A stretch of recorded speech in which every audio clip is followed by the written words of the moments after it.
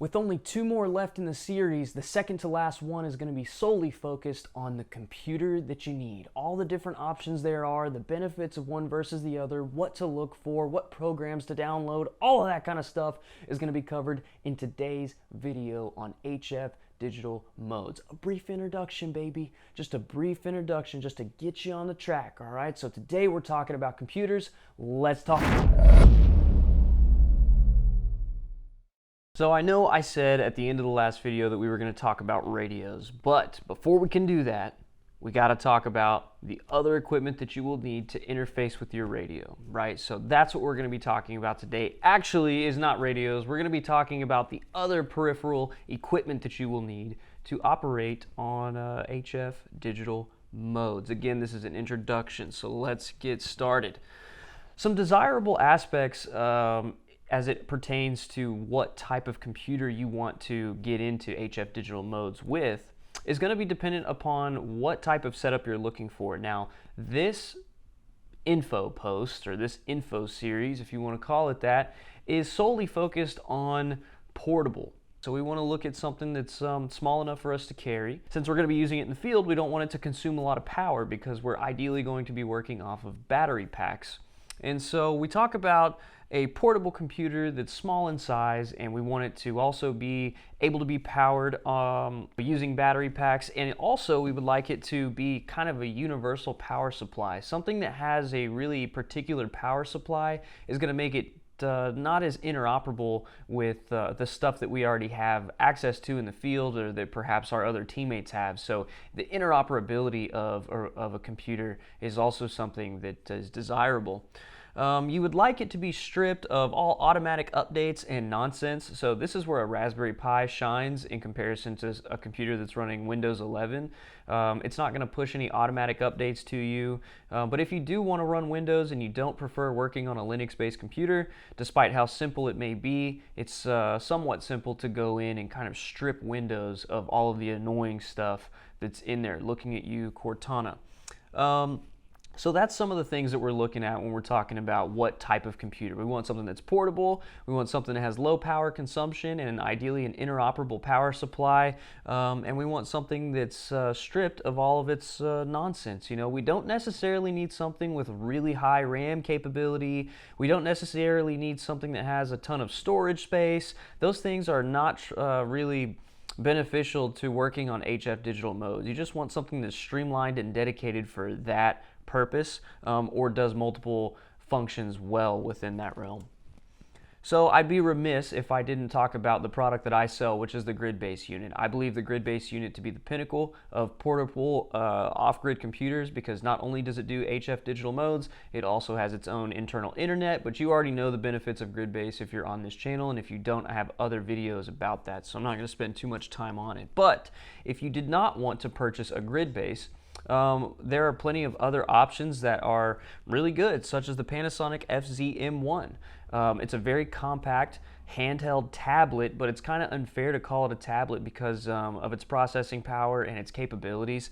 One downside that the Panasonic has is not its cost. Its cost is relatively friendly, between $500 and $800, but one downside that it has is the batteries. The batteries can be relatively expensive and difficult to find.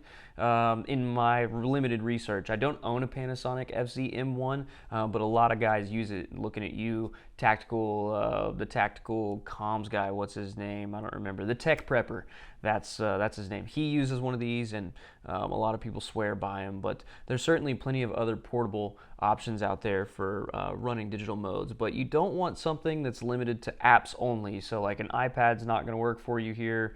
You want something that has a desktop style operating system if you're going to go the Windows route.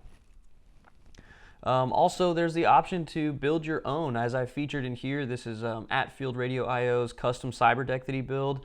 I think that's an ICOM 705, I'm not sure, but you know, he's integrated his radio inside of his own custom build here, and this is just a tremendous build. And if it was profitable to make and sell a product like this, I would be on top of it. But something like this is going to run you, you know, at least $1,000 in the radio, a lot of R&D, This is a pretty intense build, but certainly something to look forward to and potentially graduate to once you start dialing in exactly what your needs are from a computer.